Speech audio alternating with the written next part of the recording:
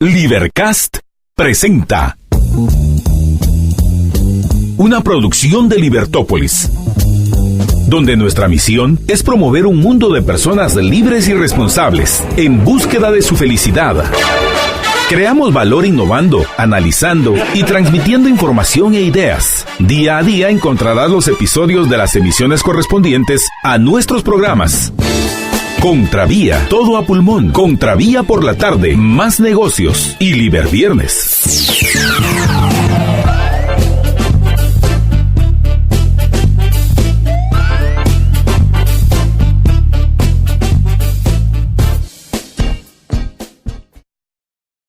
Muy buenas tardes, estimados amigos. Bienvenidos a una nueva emisión de su programa Todo a Pulmón. Los acompañan. Hoy sí tenemos la cabina llena. Marta Yolanda Díaz Durán, José Fernando Orellana Huer y Jorge Jacobs, que nos hace falta. Y antes de que digan aquel refrán del burro por delante, para que no se espante, ¿por qué me llamé a mí primero? Porque también nosotros recordamos aquella cortesía de que primero las damas, ¿no?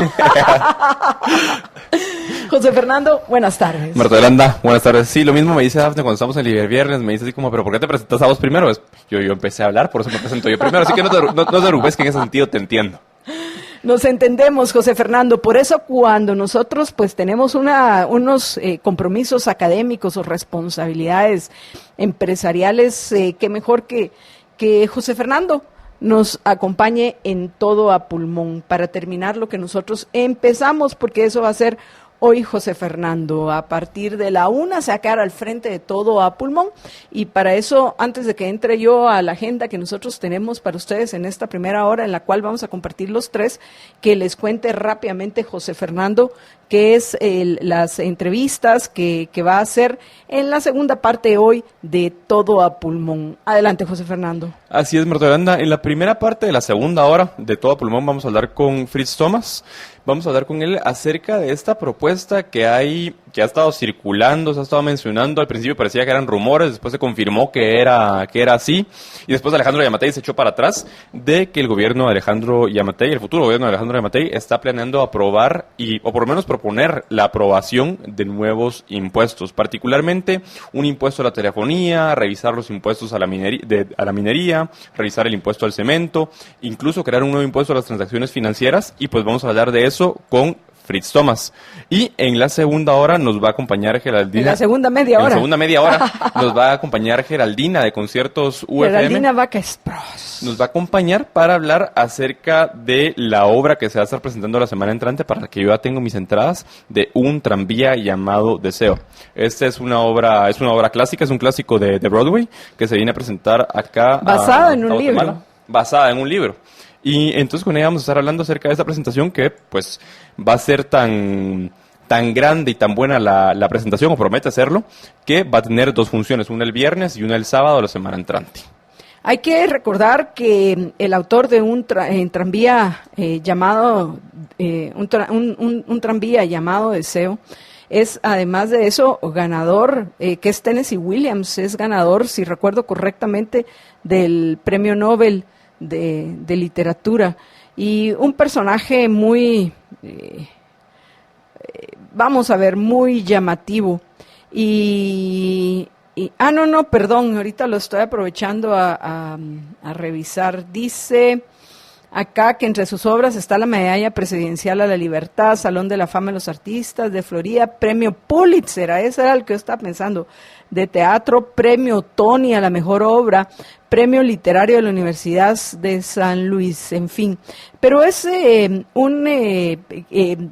un escritor de dramas teatral muy importante. Fue en el 48 cuando Tennessee Williams ganó precisamente este Pulitzer. Así que, pues bueno, va a estar sumamente interesante, además de que es una obra apasionante. Probablemente algunos de los oyentes han visto ya las películas. Hay varias versiones, la tradicional o la clásica o la primera, que yo sepa, la primera, con Marlon Brando. Estaba en Netflix, hasta hace como 2-3 semanas la quitaron porque justo la busqué porque quería volver a verla, porque hace como 2 meses la vi ahí, pero ya no está en Netflix. Ay, qué mal, a mí me cae mal, me cae muy mal que los de Netflix te hagan esas cosas. Pero bueno, apreciables amigos, antes de que continuemos en que es un tema que sin duda nos interesa y nos llama la atención a José Fernando y a mí, vamos a entrar a los temas que tenemos para la primera hora de Todo a Pulmón. Por supuesto que vamos a mencionar las notas del día, incluido la renuncia de uno de los fiscales de la FESI, que por cierto uno de los casos que tiene a su cargo es el del financiamiento electoral ilícito de la UNE. Pero no solo eso, queremos también abordar lo que está sucediendo en Colombia. Delicadísimo, José Fernando. El caso de Colombia es preocupante, y en Colombia pasó algo que no pasó acá en Guatemala, afortunadamente. Pero en Colombia lo que sucedió es que se negoció de la misma forma que acá en Guatemala una serie de acuerdos de apaciguamiento, como les llamaría el doctor de la Torre, Marta Yolanda. Y en ese sentido, pues lo que terminó pasando es que lamentablemente la situación llegó a un punto en la cual los guerrilleros de las FARC, pero es que más que guerrilleros son terroristas, aprovecharon el espacio que se les dio para negociar esos acuerdos en La Habana. Ganaron espacio político, ahora ya son un partido político que tiene representantes en el Congreso, y ellos se agarran de la excusa de que como las FARC están divididas, no todos los grupos, no todas las FARC apoyan las acciones que se están tomando ahora. Pero esto llegó al punto en el cual pues las FARC están retomando la guerra de guerrillas. Ya van ya van casi 10 muertos al día de hoy, luego de esta declaración de guerra que se hizo el día de ayer. Eso fue algo que no pasó en Guatemala, sin embargo, pues lo platicábamos antes de iniciar el programa. Por un lado tenemos eso, luego tenemos pues el control que ha ido intentando ganar el ejército zapatista, que también son guerrilleros en el área de Chiapas, y pues bueno, al final todo redunda en el caso de Colombia en eso, en unos acuerdos de paz mal negociados, en los cuales al final de cuentas se les termina dando inmunidad absoluta e incluso dándoles una cuota de poder a un grupo de terroristas y asesinos que durante años, porque la guerra de Colombia ha durado más que lo que duró el conflicto armado interno en Guatemala, se han dedicado a sembrar terror entre la población colombiana. Y lo que a mí me parece importante aquí resaltar, José Fernando, es que nosotros, los guatemaltecos, debemos de poner nuestras barbas en remojos. Nuestras barbas en remojo, pues, como dice el refrán, en el sentido de que las cosas en el mundo en general están complicadas, no solo en Guatemala. Entonces, si yo con Jimmy Morales ya... pienso que a pesar de que todavía le quedan, veamos, septiembre, octubre, noviembre, diciembre, 4 meses de gobierno, tengo muy, muy pocas expectativas en lo que vaya a suceder en lo que resta del gobierno de este señor. Pero lo que sí es que me preocupa, por ejemplo, lo que tú mencionaste, el tema de los impuestos que Álvaro González Richie tuvo el descaro, y nosotros conocemos de primera mano que así fue, y también lo dijo en medios de comunicación, que estaba explorando la idea de poner impuestos. Por favor, ¿qué les pasa? ¿O qué te parece esa absurda idea de tratar de controlar un tipo de cambio competitivo? Solo eso ya te indica que no van a respetar las reglas del mercado en lo que respecta a los precios, al precio del dólar, o el pretender que Guatemala debe seguir un modelo exportador, que lo que significa es que se va a privilegiar a exportadores por encima de todos los demás que nos dedicamos a otras actividades productivas. Entonces, ahorita no es cuestión de que venga alguien creyéndose aquí El Salvador, no se vino a elegir a ningún rey, a ningún mesías, ni a ningún padre. Lo que elegimos fue a un mandatario que obedece el mandato, o sea, la orden que le damos nosotros los ciudadanos que actuamos como mandantes.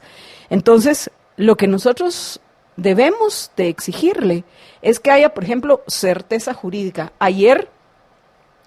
Fue anteayer, que hubo una presentación en la cual participaron, entre otros, miembros de la de la Cámara Empresarial Canadiense en nuestro país, reclamando la falta de certeza jurídica, reclamando que no se respetaban las normas, las reglas y los contratos que habían hecho para que ellos pudieran traer inversiones a nuestro país, porque por supuesto que no es solo cuestión de asegurarles a los extranjeros que se van a respetar las reglas y las inversiones y sus capitales, sino a todos en general.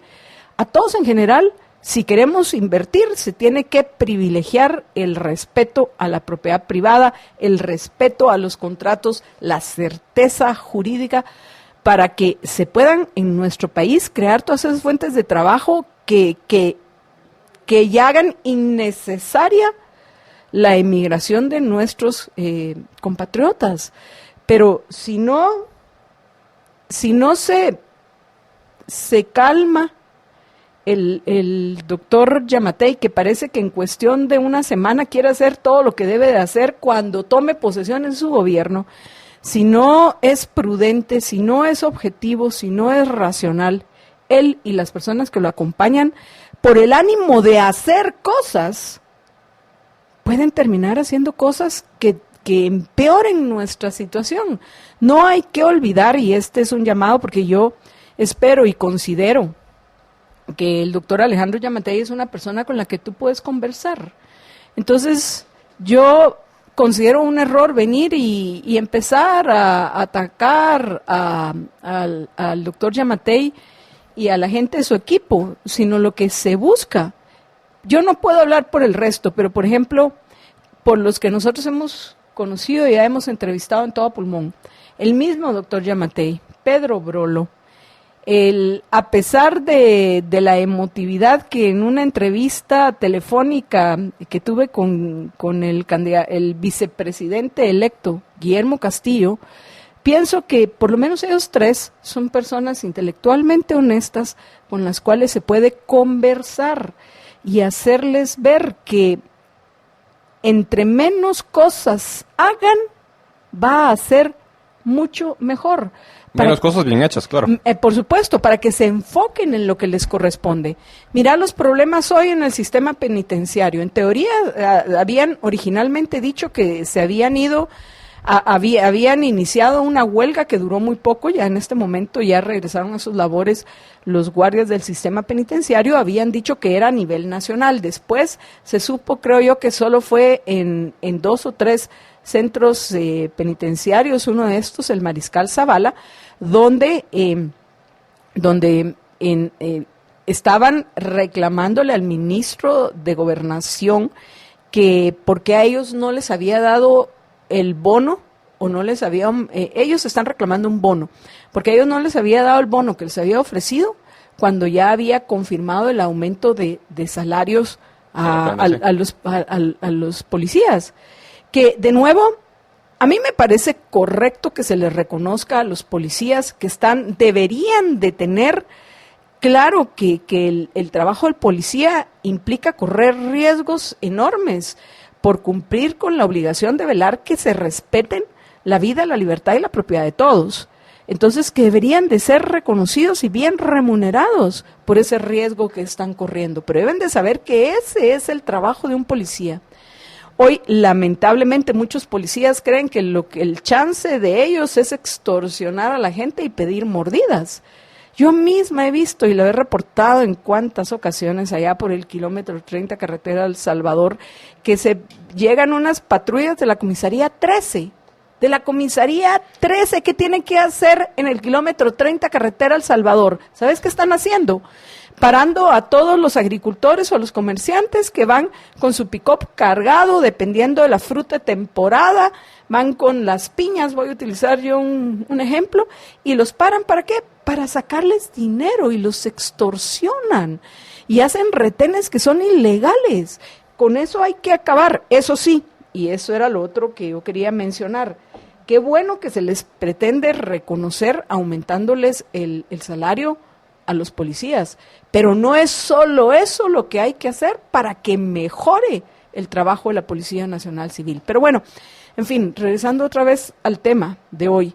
Hoy, obviamente, los guardias del sistema penitenciario, molestos porque ya se les dio el aumento a los miembros de la Policía Nacional Civil, se sienten algo así como la Cenicienta del cuento, ¿no? Los abandonados, los que no son tomados en cuenta y a los que no se les cumple el ofrecimiento, a pesar del difícil, desgastante y desmoralizante trabajo que debe ser ese de ser parte del sistema penitenciario en Guatemala.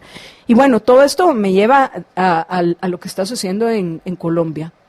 Ayer, dice Iván Márquez y Santrich, y te recordás el farsante de Santrich, hasta en silla de ruedas, que salía aquí yo, pobrecito, viejito, que ya me estoy muriendo. En las entrevistas. En las entrevistas. Y ayer bien parado con su gran bufanda, él cool con sus lentes, aquí estoy, ¿qué pasó, babies? Listos para declararle la guerra, porque la verdad es que ganamos más trabajando con los narcos que haciendo la paz con los colombianos, así que nos regresamos a hacer la narcoguerrilla terrorista de Colombia. Y ya hoy hay 9 muertos, por lo menos se conoce 9 muertos, producto de una guerra que comenzó ayer, una guerra de guerrillas, y aquí en Guatemala tenemos grupos como el de Codeca y miembros del Movimiento de Liberación de los Pueblos, que lo que están proponiendo es eso, y sus asesores eso les dicen. ¿Y qué te dicen aquellos que los conocen? Cuidadito ustedes, porque aquí está a punto de que surja una nueva guerrilla en Guatemala. Yo no quiero eso para mi Guatemala, yo quiero vivir una Guatemala diferente.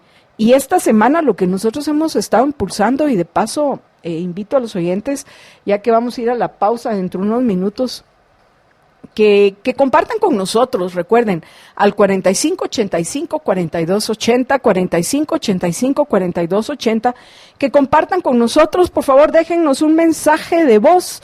¿Cuál es la Guatemala con la que sueña? ¿Cuál es la Guatemala en la que usted quiere vivir? Y aprovechando, ustedes ya han escuchado la mía, la de María Dolores, la de Jorge, los que han estado aquí con nosotros, pero no hemos escuchado a José Fernando. José Fernando, ¿cuál es la Guatemala en la que tú querés vivir? Me siento en el spotlight y tengo ahí la luz enfrente. Yo creo que es algo que he repetido, ya sea en mi blog. Ya no escribo en mi blog, pero por lo menos en los programas de Líder Viernes, en los programas de Libertópolis en los que comparto con ustedes, y lo he repetido desde un inicio. La Guatemala con la que yo sueño es una Guatemala en la cual se respeten los derechos individuales de todos y cada quien pueda ser libre, pues, de perseguir y alcanzar sus propias metas y poder realizar su propio plan de vida.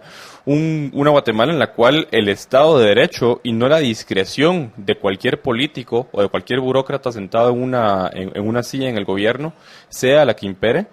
Y una Guatemala en la cual precisamente el hecho de que cada uno pueda alcanzar sus fines ayude voluntariamente a que cada persona que tiene a su alrededor pueda alcanzar sus propios fines, porque recordémonos que al final la cooperación social se basa precisamente en eso. Yo me beneficio del hecho de que otros estén mejor y otros se benefician del hecho de que yo esté mejor. No es una cuestión acá de quién tiene más y quién tiene menos, sino es una cuestión acá de que todos partamos de las mismas condiciones, y por las mismas condiciones me refiero yo por las mismas condiciones legales, en las cuales ninguno pueda tener un privilegio concedido por el gobierno, porque al final el único que concede privilegios es el gobierno, a partir del cual podamos partir para que cada uno podamos construir nuestro propio futuro. Gracias, José Fernando. Antes de irnos a la pausa, ahora sí le vamos a dar oficialmente la bienvenida a George, porque ya nos vino a acompañar, aunque sea un ratito, ¿verdad, José Fernando? ¿Qué tal, George? Buenas tardes, Marta Yolanda, José Fernando y a todos los radioescuchas. Y bueno, Jorge, no sé si andaba pidiendo su hamburguesa de hoy, aprovechando que es viernes. Recuerden que los Mac menús de 3x3 son de lunes a viernes en McDonald's. Jorge, pues bueno, no sé si estás en mood de economista, antojadizo o comelón. Yo ya te dije que de antojadizo a comelón. Pero hoy, ¿en qué mood estás? ¿2 o 3 tortas? Ay, creo que como vino José Fernando y de seguro él es de los de comelones, me lo voy a unir. Ah, la gran sí, pero José Fernando tiene el tamaño, pues, digo, para arriba. Pero bueno, amigos, ya saben que los McMenú 3x3 son 3 precios, 3 sabores, 3 tamaños, dependiendo del gusto de ustedes. 3 precios que son 23, 28 y 32 quetzales, 3 tamaños, o sea, 1, 2 o 3 tortas de carne de pura res, o 3 sabores, queso burguesa, McFiesta o primavera. Todos incluyen papas y soda con refil gratis. Y veo que Jorge se muere las ganas de decir algo. Adelante, George. Sí, es que te iba a decir de que volumétricamente hemos de ser muy similares con José Fernando. Es que él yo no sé qué me estarás intentando decir, Jorge. No, él no. Él le está diciendo que si lo que le sobra en unas áreas se las sacan para arriba, entonces podrían ser del mismo tamaño. Eso es que digo, no, él solito se molesta, pues. Pero bueno, apreciables oyentes, vamos a una breve pausa y regresamos con ustedes en unos minutos. Quédense con nosotros en todo pulmón y por favor únanse a los 21 liberhéroes que ya han compartido hoy nuestro programa. Ya regresamos.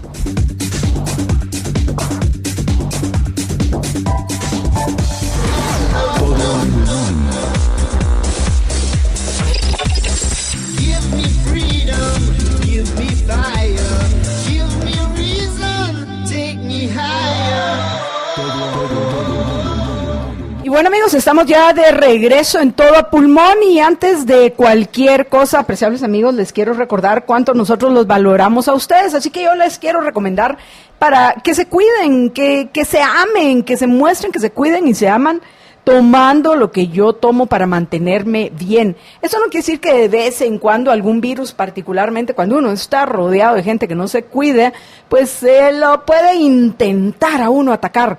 Pero lo único que uno debe hacer en esos días es tomar 2 o 3 onzas diarias de Quinasia Blend líquida de ELA y así se vuelan los virus porque rápidamente sus defensas, que se pueden bajar por muchos motivos, por estrés, por trabajo, por temas emocionales, por cuántas cosas.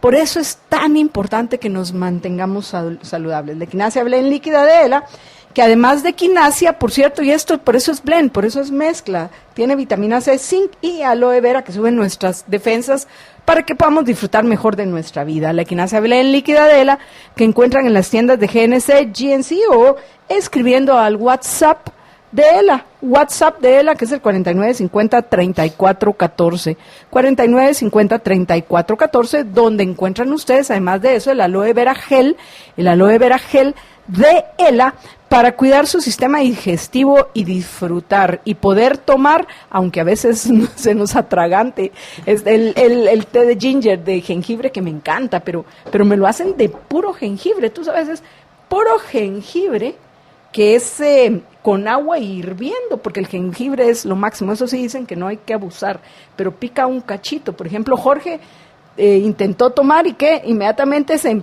empezaba a atragantar.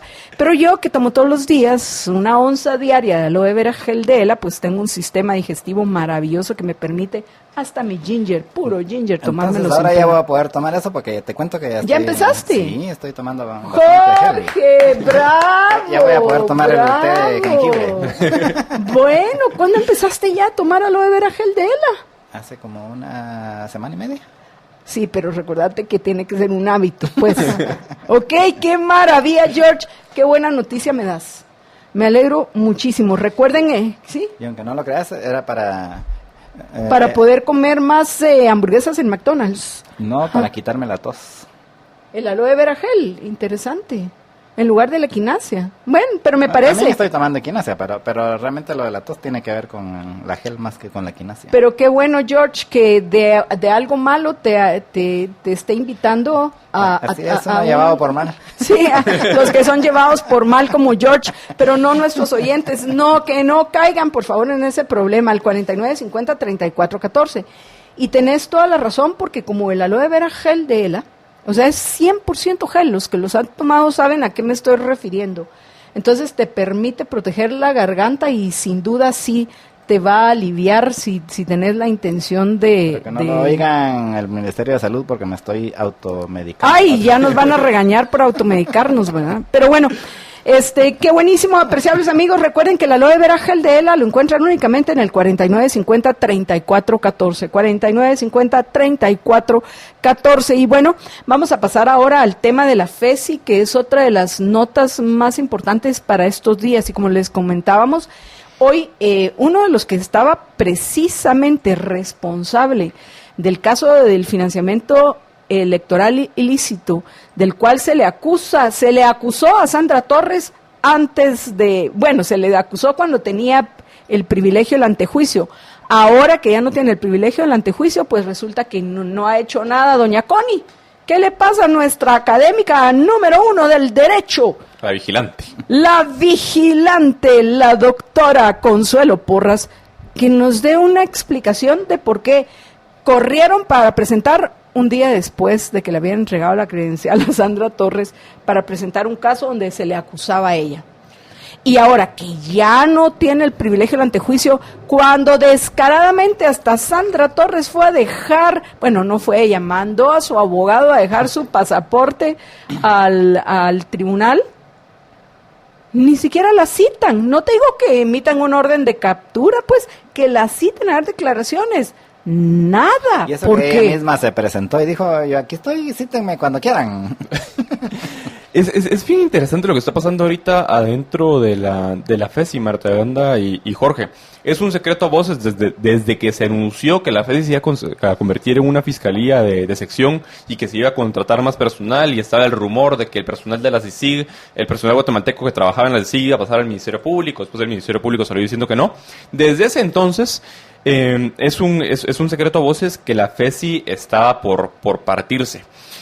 Esto porque dentro de la FESI lo que sabemos es que por un lado están las personas de la corriente, de la línea dura, por así decirle, de Juan Francisco Sandoval, que es gente que ha atendido por las mañas y las malas prácticas de la CICIG, que van desde la presentación de casos mal armados, la presentación de testimonios de colaboradores eficaces preparados previamente por la misma comisión, entre otra serie de irregularidades.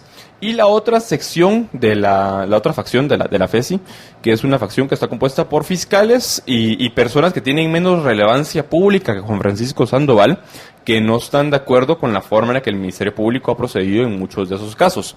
Según el mismo Andrei González ha dicho, y lo dijo ayer en una entrevista, una de las razones por las cuales el caso de Sandra Torres particularmente sigue así como medio parado, supuestamente, y fue lo que él dijo, al final es su versión, y no sabemos la versión del resto de personas, pero su versión es de que él está listo para presentar los documentos correspondientes para continuar con el proceso en contra de Sandra Torres, pero que debido a órdenes de sus superiores no ha podido hacerlo.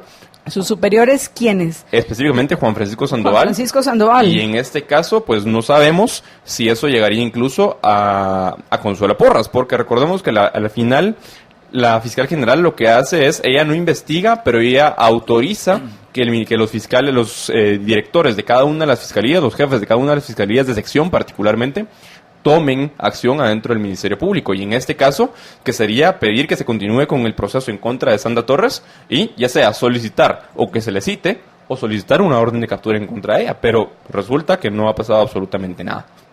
Entonces, esta partición en la FESI como va a continuar, incluso en esta última transferencia de capacidades de la que estuvimos escuchando la semana pasada por parte de la CIG y ayer. Y esta semana también, porque presentaron el último informe de esta semana. Presentaron el último informe, pero la semana pasada particularmente que estuvieron hablando de que estaban empezando, esa fue la ironía, se supone que la CICIG venía a Guatemala a trasladar capacidades al Ministerio Público. Desde hace 12 años. Y ahorita en las últimas 3 semanas de vida de la comisión, resulta que están corriendo para trasladar esas capacidades. Resulta que hay un grupo de fiscales del Ministerio Público que estuvo recibiendo cursos en la CICIG, que son cursos que pues también es un secreto a voces, que iban desde técnicas de interrogación de testigos y pues otra serie de prácticas que la CICIG acostumbraba a a tomar para armar sus casos. Y esto deriva en la serie de casos que presentaron ayer como casos que se iban a presentar. Que, oh sorpresa, resulta que la misma gente que ha apoyado por todos estos años los abusos de la SIG se terminó pues molestando con la SIG. Y hubo varios que pusieron tweets y sacaron comunicados diciendo que cómo iba a ser eso, que en una presentación de la SIG habían sacado información privada de ellos y sus números de celular, sus números de EPI y demás. Y que eso es harina de otro costal. Pero el punto es que presentaron esta serie de casos. Y se sabe que muchos de esos casos que la SIG dijo que iba a presentar y que le iba a entregar al Ministerio Público para que el Ministerio Público se encargara de presentarlos, no están fundamentados en pruebas contundentes.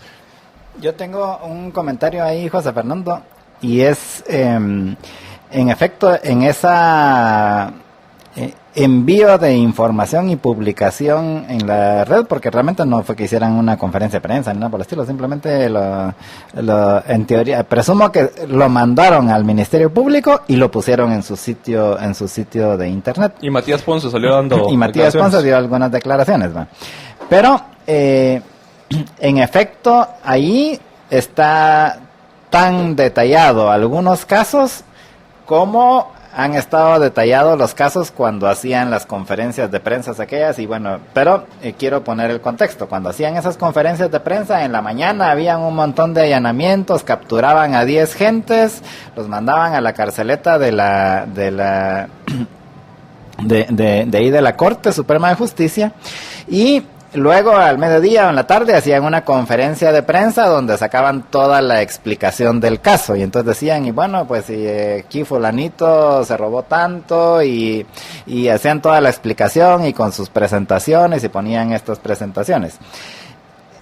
En lo que sucedió ayer, las presentaciones que subieron son muy similares a esas que hacían en esas conferencias de prensa, y me refiero a muy similares en el sentido de que ahí está todo el detalle, ¿verdad? Que fulanito metió un cheque y aquí está, y este es con el monto y a nombre de quién y todo. Pero en estos casos no es que no es, o sea, si fue cuestionable en su momento el que hicieran toda esa presentación cuando ni siquiera había sido la audiencia de primera declaración, ¿cómo queda estas que ni siquiera hay acusación? O sea, ni siquiera es que hay acusación y que ya los hayan ido a perseguir y ya los hayan capturados ahí en la carceleta, sino simplemente, o sea, no hay un caso así en los tribunales, pero ya hicieron pública toda la investigación. Es una violación flagrante de la presunción de inocencia. Pero es que vuelvo a lo que decía con anterioridad. Como resulta que en esta presentación que se difundió había, pero hasta cuántos chicles se comía uno de los diputados del Movimiento Semilla, bueno, 2 de los diputados del Movimiento Semilla, y gente que ha tendido, y periodistas que han tendido a apoyar ciegamente a la CICIG. Entonces ahí, cuando fueron ellos los que fueron puestos en el ojo público por parte de la SIG, empezaron a decir que dónde quedaba su derecho a la privacidad, que dónde quedaba la prudencia por parte de la SIG y el Ministerio Público como ente investigador que ayudó a la SIG supuestamente en la elaboración de estas líneas de investigación, y el respeto por esas garantías constitucionales, cuando toda la vida de estas personas fueron las mismas que justificaron el hecho que las SIG y respetara la presunción de inocencia, llegando al punto de decir de que no, que el hecho que se hicieran esas conferencias de prensa no implicaban absolutamente nada. Y lo que es peor, lo que tú decís, porque en este caso, en los otros casos todavía medio podías intentar justificar, para mí no se justifica, pero podías medio intentar justificar y armar un argumento para decir de que no se estaba violentando la presunción de inocencia porque ya tenías montado el caso y habías presentado una acusación y todo el mundo tenía derecho a saberlo. Pero esto es básicamente como que el Ministerio Público dijera, bueno, voy a subir una base de datos a internet con todas las investigaciones que tengo abiertas, con todos los datos de las personas que tenemos que están involucradas ahí, y sean o no sean, o hayan o no haya indicios de que esas personas puedan o no estar involucradas en la comisión de los delitos de los que se les pretende acusar, pues primero ya la reputación ya se las manchaste. Recordemos que las conferencias de prensa de la CICIG para eso servían para literalmente hacer una especie de linchamiento mediático de las personas, independientemente si eventualmente iban a llegar a ser condenadas o no. Pero en este caso es aún peor por el hecho de que se está acusando a una serie de personas sin presentar formalmente una acusación. Pero lo malo es que estas personas se van la semana entrante, pues muchas de estas personas, otros se quedan acá en Guatemala, y el acuerdo de la CICIG, que se negoció con Naciones Unidas hace más de 12 años, pues les garantiza inmunidad absoluta tanto durante el periodo de ejercicio como posteriormente. O sea, entonces son personas que independientemente de sus actos van a ser responsables.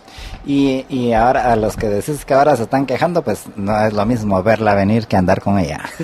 Bueno, ya que mencionaron a los del movimiento Semilla, porque independientemente de que podamos discutir con ellos intelectualmente y no coincidamos en muchos puntos, hay en uno en que a mí sí me parece correcto señalarlo, y es, yo no sé si es o no cierto y cuál es la evidencia, porque tampoco la hemos visto, de que en el allanamiento que hicieron a la casa de Acisclo Valladares Urruela, hoy ministro de Economía, encontraron evidencias de que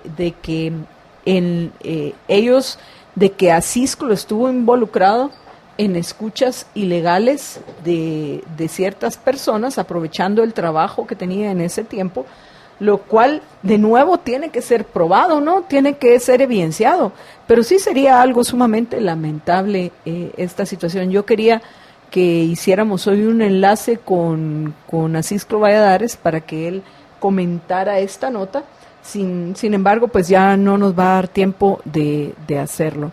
El punto es de todos estos casos que están pendientes, habrá que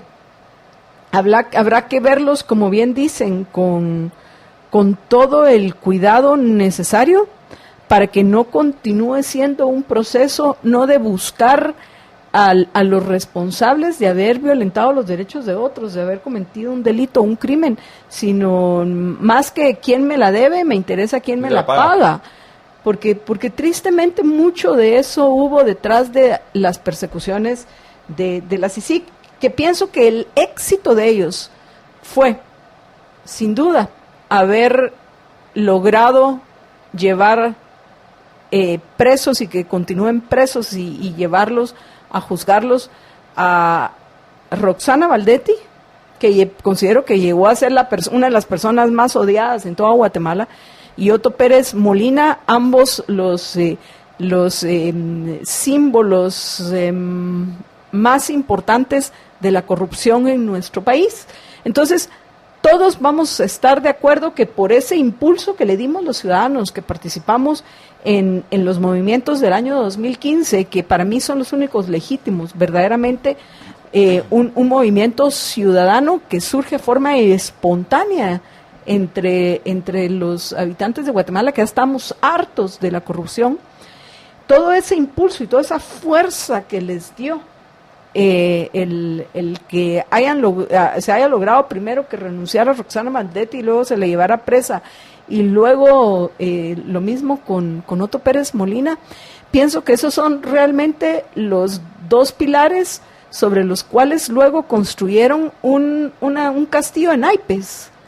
Y pareciera que ese castillo de naipes, una gran parte de estos se van a caer o ya se empezaron a caer porque no estaban bien sustentados.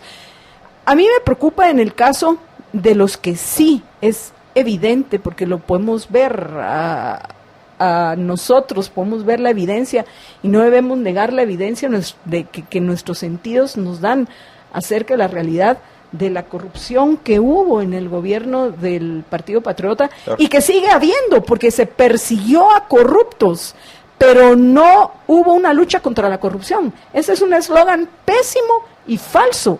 Lucha contra la corrupción no hubo, porque si hubiera habido lucha contra la corrupción, se hubieran preocupado por reducir el poder arbitrario y discrecional que tienen los gobernantes y los funcionarios, y por eso no se preocuparon. Todo lo contrario, hicieron propuestas que lo que hacía era profundizar esa arbitrariedad y esa discrecionalidad.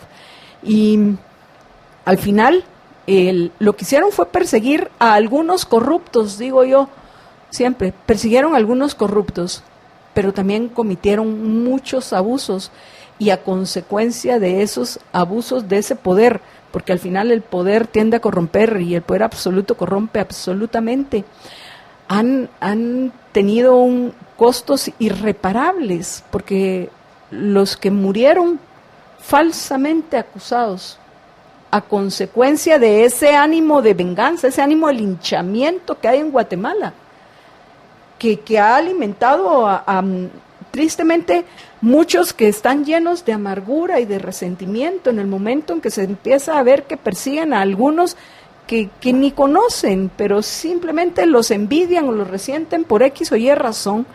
En ese momento, cómo todas esas pasiones y todas esas emociones irracionales se volcaron particularmente en las redes sociales y en apoyo a los abusos de poder de la CICIG. Pero bueno, en fin, esta es una reflexión que quería yo compartir con los oyentes, ahora que ya se está, porque les guste o no, se está cerrando este capítulo, aunque algunos no lo quieran reconocer.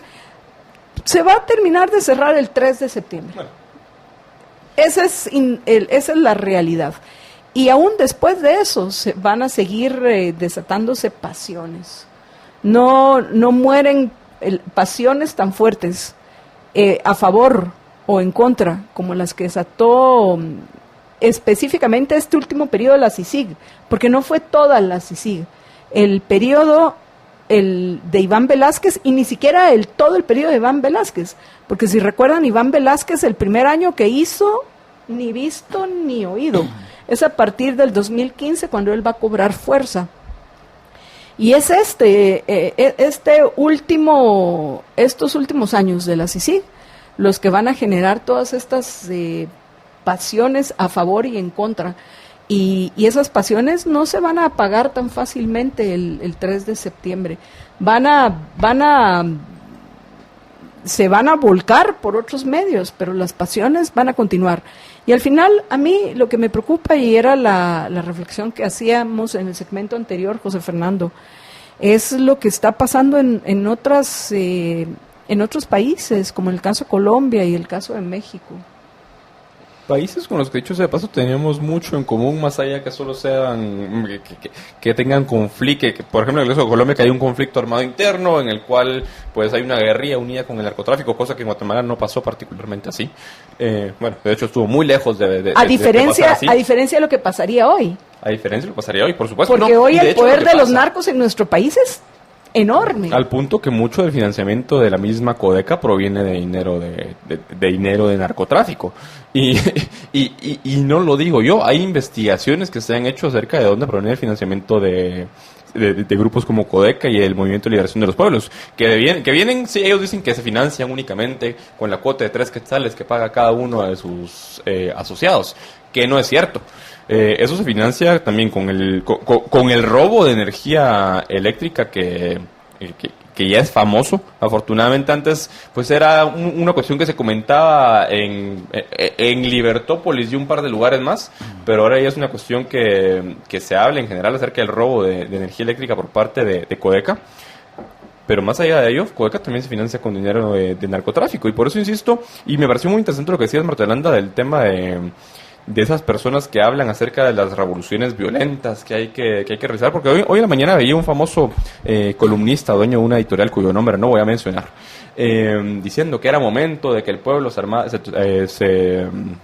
en armas, es decir, tomara las armas y armara una revolución violenta, y que qué mejor que Codeca fueran los que iniciaran esa revolución. Y después, cuando me quería meter a hacer screenshot al tweet, ya lo había borrado, ya lo había puesto de forma distinta.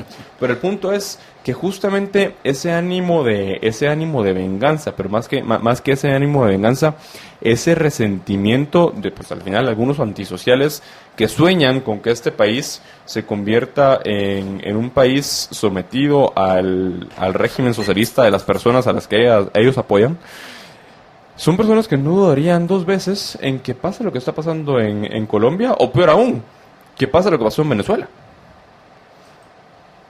O Nicaragua, en fin. Pero bueno, apreciables amigos, ya yo me voy a tener que retirar en unos minutos. Qué horror, dice Karen Rayman, cierto. Por cierto que quiero primero que todo agradecerle a los liberhéroes que han compartido todo a pulmón. Apenas vamos 39 veces, por lo menos lleguemos a 75. Me hacen falta varios liberhéroes, pero quiero agradecerles a los que sí están dando la batalla de las ideas, aunque no la hayamos hoy motivado tanto como otros días. Gracias a Héctor Aníbal C., a Karin Rademan, a Michelle Fernández, Julio Campos, a Omar Castillo, también quiero agradecerle a Javier Estuardo Cajulún Benard, a Emanuel Barrientos a Carmen Berganza de Andrade, a Lu García, a Lucrecia de Sáenz, a Lorena Juárez de Rosales, a Juan Carlos Ceballos Schaefer, a José Calderón, Marco Cruz, Gustavo Toc y Coco Abreu. Muchísimas gracias, que son los que puedo ver que han compartido. Por cierto, ahí vi que Eli Bank de Orellana, que le manda, dice, un gran beso a su bello nieto, adivinen quién es, que también nos cuenta que ya compartió, al igual que Susan Labañino, Alberto Núñez Lossi, Alejandra Ramírez, Juan Godínez, Julie Moinés, Ana María Villalobos, también Susana de Hernández, Alenka Lubinia Rojas Noriega también nos cuenta que compartió Luis Roldán, Gladys Santos, de ahí Carlos Pereira, ¿quién es más? Más vale tarde que nunca, Michelle, bienvenida. De ahí, me encanta esto y lo quiero mencionar. Nixon Sucuc Roquel nos cuenta, hola MY, Jorge y JF, buen programa. También muchas gracias a los oyentes de Libertópolis. Alcancé a reunir el dinero suficiente para asistir al Ayn Rand Con y realizar la pasantía en el Ayn Rand Center. Saludos a todos. Felicitaciones, Nixon. Dentro de todo, una buena noticia. Gracias a Félix Jolón Morales, que también compartió ya todo a pulmón. Y bueno, ya, Eli Bank ya me está regañando. Mira, si ya la mencioné, dice, y yo, que por qué no la mencionaba. Hasta dije el beso que le mandaba a su bello nieto. Sí, uy, sí, qué miedo ya me dio. Saludos, un abrazo a Eli Bank de Orellana. Y tenemos otros comentarios que quiero mencionar. Unos que me sorprenden, dicen ahí de una empresa de cementos, no sé porque no sé a quién se refiere. Estoy segurísima que no debe ser Cementos Progreso, debe ser Competencia de Cementos Progreso, que estaba pidiendo regulación, dicen. Ni enterada, ¿qué empresa que se prohíba y más regulación y todo? Pues creo que es alguien que quisiera volarse precisamente a la competencia. Pero bueno. Sí, al final hay que entender que la mejor...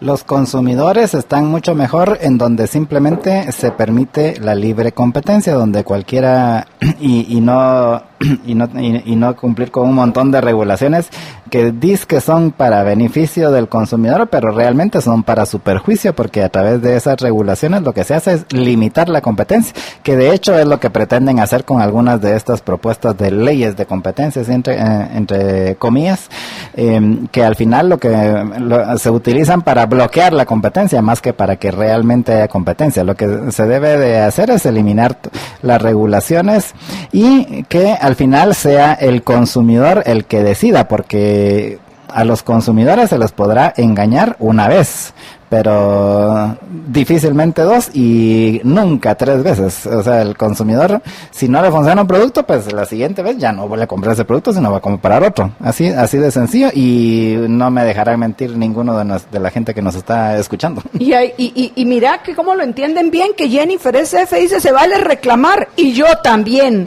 Eso es lo que se vale en el mercado. Por supuesto, Jennifer, muchísimas gracias por compartir todo a pulmón. Y mira, 48 veces compartidas en cuestión de 2 segundos. Ya vieron, apreciables oyentes, sí podemos llegar por lo menos a 75, si no 100 veces compartido hoy todo a pulmón. Recuerden que nos vamos a ir Jorge y yo, pero se queda José Fernando conversando con Fritz Thomas, que además de eso Fritz tiene cualquier cantidad de fans entre los oyentes de Libertópolis, así que a compartir. Dice Jennifer SF que ya tiene reclamos de varios días entonces. ¡Ay, qué pena! No, por favor, Jennifer, según yo sí la menciono, yo creo que yo voy a ser la que va a reclamar porque no me están escuchando. Yo voy a ser la que va a empezar a reclamar, ¿te parece? Deberías publicar una lista, poner una lista así virtual a la par de la imagen del video para que se vaya viendo quiénes ya mencionaste. Así es. De ahí, Lucrecia de Sáenz les responde precisamente a Edwin del tema de la competencia, pero había uno porque al principio del programa, por cierto, Jorge Lu García te felicita por tu artículo, no sé si todavía gracias. Te va a dar tiempo de comenzarlo. Y luego tengo un par de comentarios en lo que respecta al abuso, uno de Alenka Lubinia Rojas Noriega y otro de Lucía Pasarelli Sandoff, ambos en el caso de los abusos de los policías de la comisaría 13. ¿Te recordás que lo comentamos en el primer segmento? Que dicen, los voy a leer rápidamente. Primero el de Alenka Lubinia Rojas Noriega, que dice, eso es cierto, yo vivo en el kilómetro 30.5 y cabal, vi una patrulla de la comisaría 13 y ellos son de la Roosevelt no, sino son de la zona 13, 14, 10, creo que son las que atienden. A robar vienen, ¿quién ve eso? Nadie, por eso no hacen nada bueno. Si pasa algo en la Roosevelt no llegan, con razón se debe cambiar el sistema definitivo. Aló, Yamatei. Lucía Pasarelli dice, en carretera El Salvador cada fin de semana los policías de la comisaría 13 paran carros y te inventan cargos para evitarlos, debes pagarles lo que ellos indican. Esta es una práctica de años. Buen día, correctísimo. Tengo varios amigos a los que les ha pasado eso. Pero ¿por qué no se denuncian? Tú sabes, saludos a mi prima Naitea Alvarado, una gran luchadora contra las injusticias, que también dice compartido, al igual que Jorge Eduardo Santis Córdoba, que también nos cuenta que ya compartió. Tú sabes qué es lo que yo hago, como suelo los fines de semana pasar y ahí yo tengo que ir a dar la vuelta para regresar a Guatemala.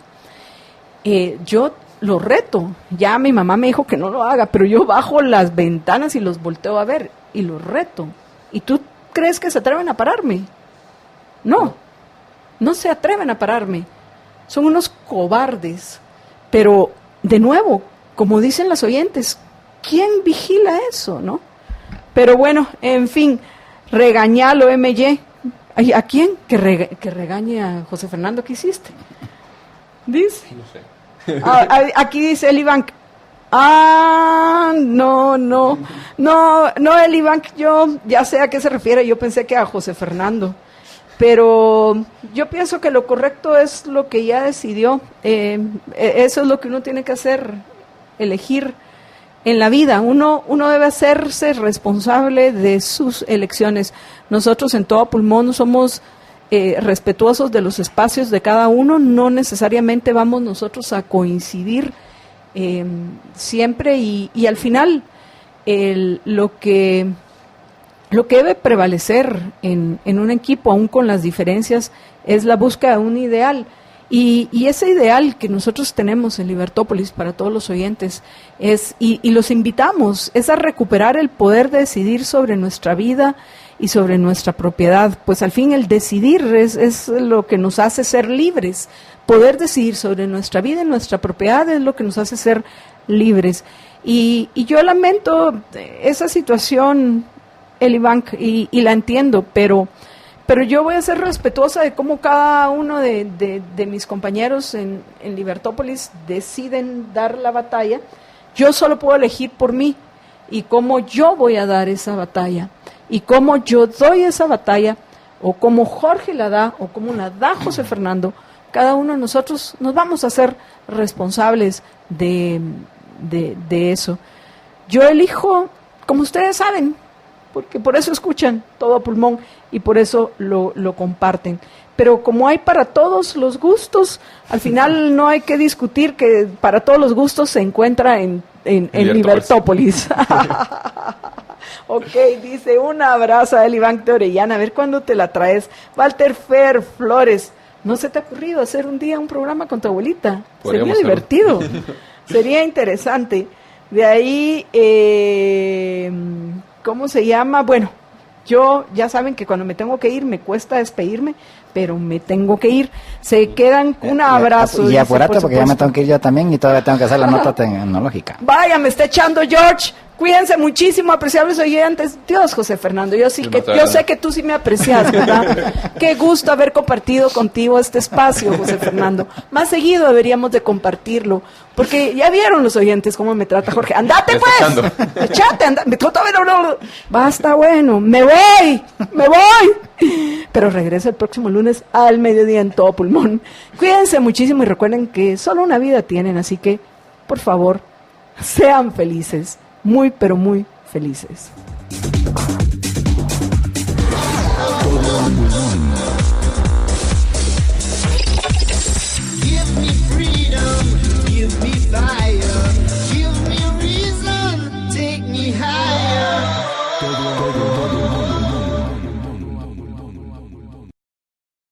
Tigo Business Forum 2019. Connected World Smart Business patrocinado por Huawei. Presenta.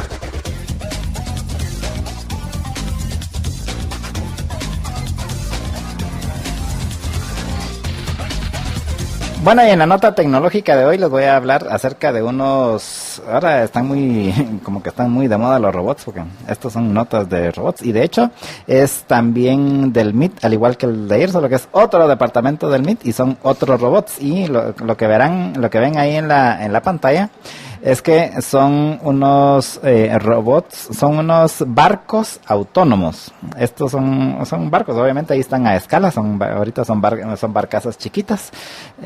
Pero este es un proyecto que vienen desarrollando el MIT desde hace varios años en conjunto con es un instituto de Ámsterdam. Y la idea es de que estos que sean barcos autónomos, sean como unas barcazas autónomas, y que ellos solitos se manejen ahí entre los canales de Ámsterdam.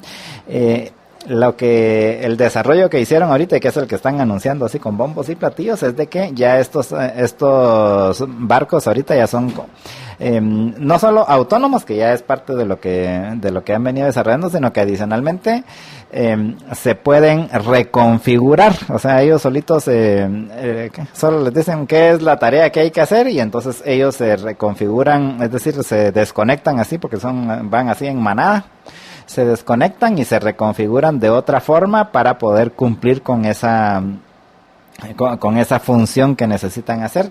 Y la idea es de que, de hecho, el objetivo así ahorita es para el año entrante, que lograr que estos barcos ya de manera de tamaño del tamaño en que van a ser del tamaño natural, puedan configurarse solitos para hacer un puente ahí en uno de los canales de Ámsterdam. Entonces básicamente en este momentito lo que se necesita es un puente, y entonces que vayan los botes y construyan ellos solitos el puente. Y estos no es el primer desarrollo que hay de barcos autónomos. Recordémonos que los mismos de SpaceX utilizan un barco autónomo ¿para qué? Para que ahí como plataforma de aterrizaje de los cohetes, cuando despegan estos cohetes y regresan a la Tierra, cuando ya han recorrido cierta distancia, ya no les queda combustible para regresar hasta el puerto de donde salieron, dependiendo de la carga, y entonces tienen que aterrizar así en el mar, porque van generalmente despegan ahí en Cabo Cañaveral y se van hacia el este. Entonces cuando regresan al mar, y lo mismo sucede en la base Andrews en California. Y entonces resulta que ellos idearon un barco autónomo que él solito se va a poner ahí más o menos por donde va a aterrizar el cohete, para que aterrice encima. Y es increíble, porque ese barco es una barcaza así gigante, grande, tamaño Panamax, para los que sepan qué es. De hecho, al grado que justo hace un par de días vi una foto precisamente de esta barcaza autónoma, no me recuerdo cómo es que se llama, cruzando el canal de Panamá. Me imagino que ahí sí llevaba piloto, pero el final es un robot, y estos también son robots. Realmente es impresionante cómo la tecnología, estamos en un momento donde la tecnología se está desarrollando a tantos niveles y en tantas industrias distintas, que realmente en unos años vamos a tener un mundo completamente diferente con toda esta tecnología que se está desarrollando. Y esta es la nota tecnológica que llega a ustedes gracias al patrocinio de Tigo Business Forum. Recuerden, el Tigo Business Forum es ya el martes, así que nos vemos por allá. Tigo Business Forum 2019. Connected World Smart Business patrocinado por Huawei. Presentó. Estamos de regreso en Todo Pulmón. Para mí, José Fernando Orellana Güero, es un gusto poder acompañarlos en esta segunda hora. Jorge y Marta Yolanda tenían un compromiso, el cual tenían que atender, un compromiso empresarial, razón por la cual pues me quedo al frente de los micrófonos de Todo Pulmón, y más tarde de 6 a 8 nos vemos en Libre Viernes. En esta primera media hora, como había dicho al inicio del programa, nos va a acompañar el profesor Fritz Thomas para hablar acerca de una propuesta que ha estado circulando en medios de comunicación, en en conferencias del gabinete del presidente electo Alejandro Yamatei. Una propuesta de la cual, como decía al inicio del programa, en un inicio se dijo que así iba a ser, luego resulta que Álvaro González Richie salió con una entrevista en un medio de comunicación diciendo que efectivamente estaba analizando la oportunidad de crear esos nuevos impuestos. Posteriormente, en una reunión privada, pues se confirmó y se filtró un audio, de hecho, de Álvaro González Richie diciendo de que eso era lo que había que hacer para lograr, pues, financiar el presupuesto que el partido Vamos quería que se aprobara, y posteriormente Alejandro Yamatei salió retractándose al respecto de ello. Y qué mejor que hablar con Fritz Thomas acerca de los efectos que pueden tener este tipo de propuestas. Fritz, buenas tardes, bienvenido a Todo Pulmón. Buenas tardes, qué gran gusto estar ahí contigo y con el auditorio de Todo a Pulmón.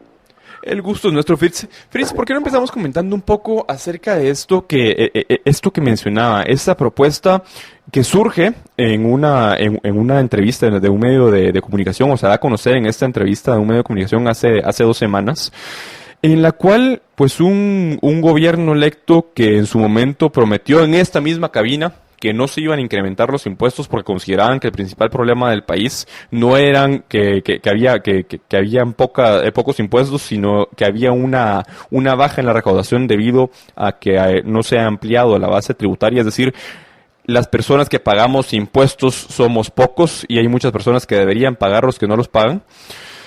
A pesar de eso, pues empezó a circular esta noticia, pues que causa bastante preocupación. ¿Cuál es cuál fue la primera impresión que tenés acerca de esta propuesta, de la que, como decía, se han echado para atrás, para adelante, para atrás, pero que de todos modos está ahí y el peligro pues está latente?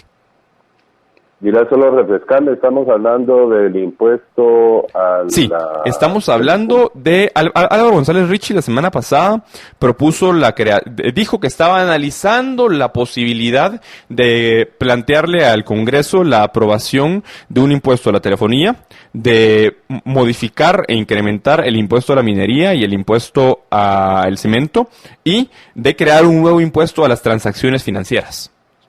Sí, estamos en la misma sintonía. Bueno, mira, bienvenidos a la realidad, es decir, que se estarán dando cuenta que en realidad no alcanza la plata para todos sus planes. Como hemos comentado en anteriores oportunidades, el presupuesto del gobierno tiene una muy fuerte dependencia de ruta. Es decir, que casi todo lo que se gasta es porque ya está programadísimo cómo se va a gastar, qué se hace en el presupuesto, pues todo lo que se gastó el año pasado y se le sube un poquito. No hay, como hemos también conversado, ese mecanismo maravilloso de pérdidas y ganancias que tiene el mercado, que retira lo que no está funcionando. Entonces, el gobierno, como no tiene ese mecanismo, ni siquiera tiene buenos mecanismos para evaluar lo que es efectivo y lo que no es efectivo, de manera que todo sigue, y es muy difícil quitar las cosas. Yo creo que es un muy, muy, muy mal principio, muy mal precedente.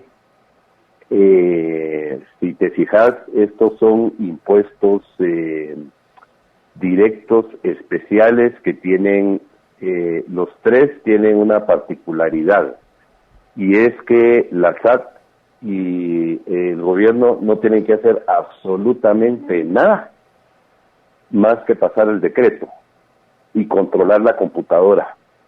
Claro. Es decir, si le ponen un impuesto a la telefonía, ¿qué tiene que hacer la SAT? Absolutamente nada, porque las telefónicas estarían recaudando el impuesto a los consumidores de telefonía. ¿Qué tienen que hacer con el cemento? Absolutamente nada, porque las computadoras de cementos, de los vendedores de cementos, de los productores de cementos, son los que van a recaudar todo el impuesto. Ya no digamos las transacciones financieras. No sé si la gran mayoría del auditorio se da cuenta que cada vez que los bancos, por ejemplo, les pagan intereses están los bancos recaudando 10% de esos intereses para el fisco. Es decir, que estamos pagando impuestos sobre los intereses, pero como no nos lo llegan a cobrar a la casa, no lo tenemos que descontar nosotros de nuestras cuentas, ni siquiera aparece en nuestros estados de cuenta. Entonces es como que no existiera, digamos, ¿verdad? Entonces esto es lo más fácil para el gobierno, entre comillas, cobrar impuestos que la gente, entre comillas, ni siquiera se da cuenta. Yo soy de la filosofía que un quetzal tiene más utilidad social en el bolsillo de quien lo produce que en el gobierno. ¿A qué me refiero con utilidad social?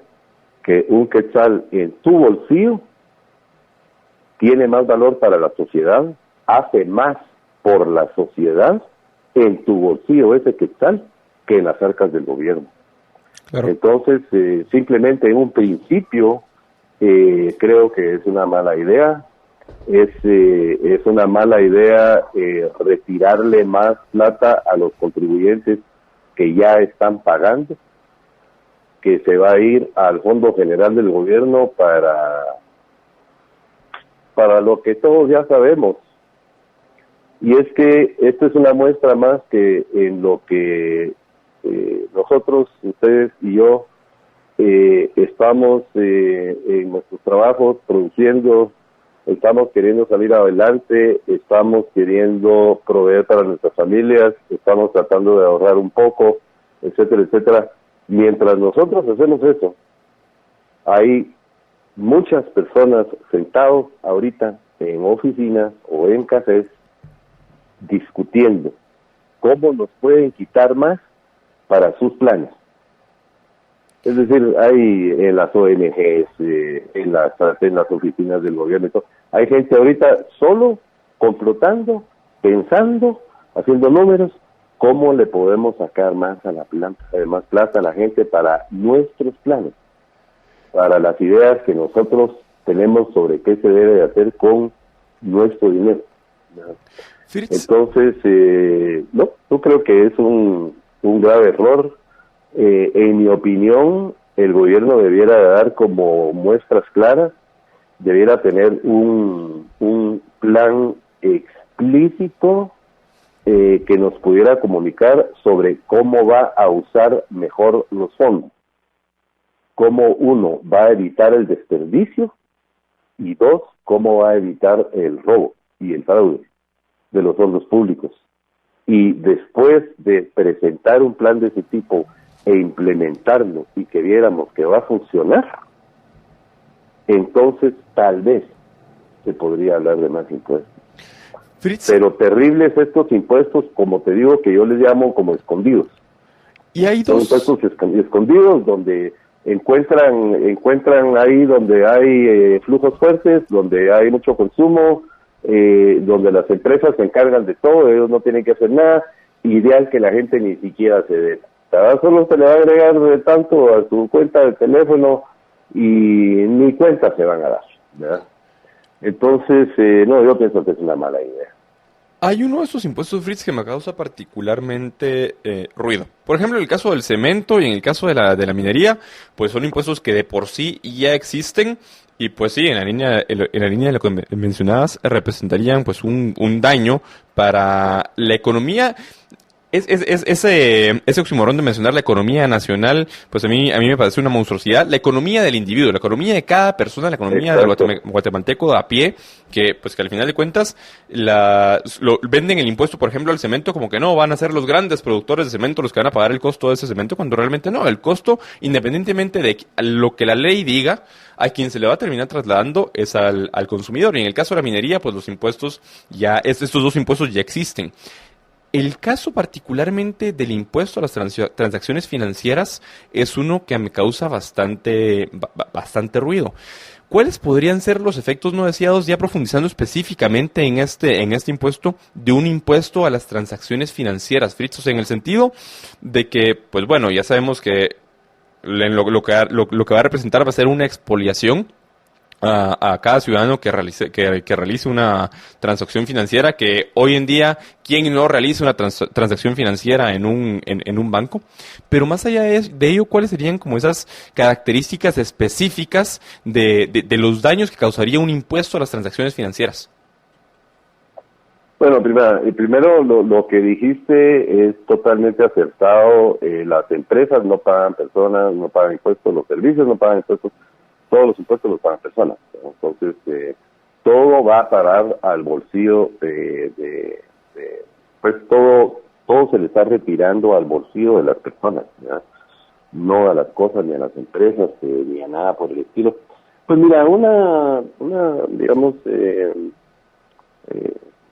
una característica muy importante en una economía, que cuando hablamos de una economía, nuevamente la economía no existe, estamos hablando de personas. Si hablamos de la economía, hablamos de cómo se relacionan las personas, cómo intercambian voluntariamente las personas, cómo coordinan sus planes las personas. Si yo voy a la ferretería a comprar un martillo, yo me estoy coordinando mis planes con los planes del ferretero, con los planes de los que fabricaron el martillo, con los planes de los que, etcétera, ¿ya? Claro. Entonces, lo que estás haciendo es encarecer las transacciones, encarecer la interacción de las personas. Y si se va a hablar de querer fortalecer la economía y que me da más empleo y que me hace, lo que estás haciendo es poniendo obstáculos. Le estás poniendo obstáculos a las transacciones.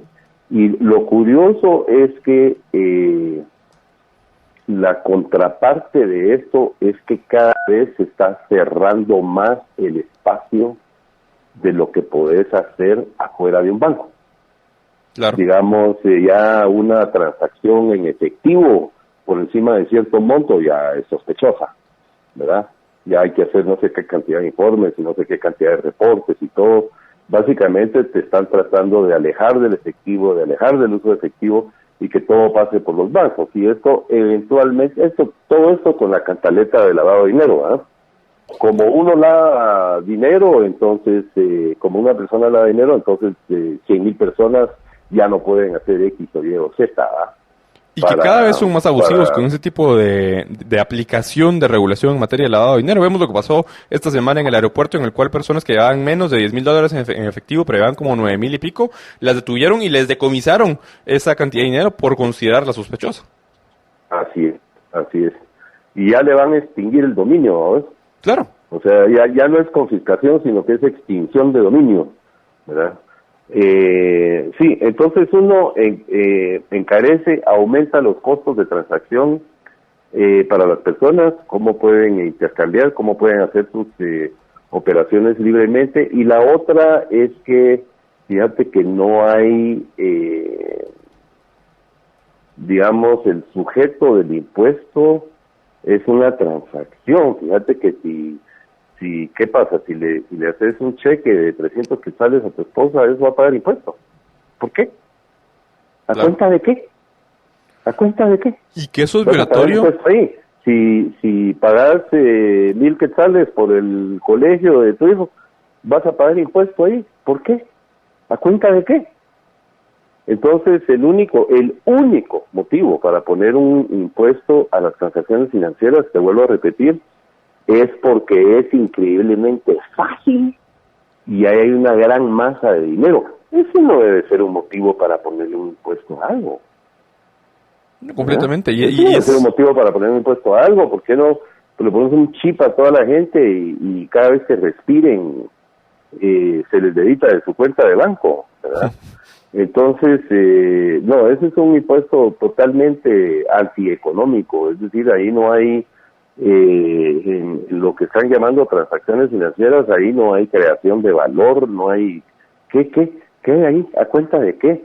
A mí me parece una idea realmente muy mala. Es pensar como burócrata. Es la ley de Sutton.